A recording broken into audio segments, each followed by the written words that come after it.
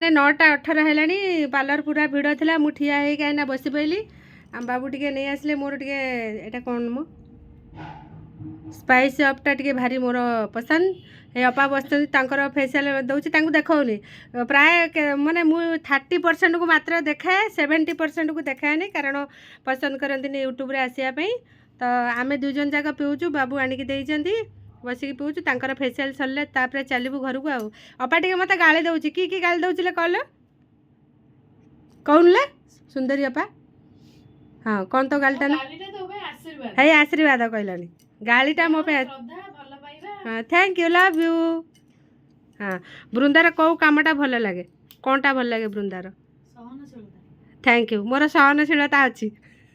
ଯାଉ ଆଜି ଗୋଟେ ୱାର୍ଡ଼ ଶୁଣିଲି ସହନଶୀଳତା ମୋ ପାଖରେ ଅଛି ତ ସେଇଟା ଥିଲେ ସବୁ କ୍ଷେତ୍ରରେ ଆମେ ଆଗେଇବା କଷ୍ଟ ଦୁଃଖ ଯନ୍ତ୍ରଣା ସହିକି ଯିଏ ଆଗକୁ ଯାଏ ତ ମୂର୍ତ୍ତି ପଳି ସିଏ ହେଉଛି ମନ୍ଦିରରେ ପୂଜା ପାଏ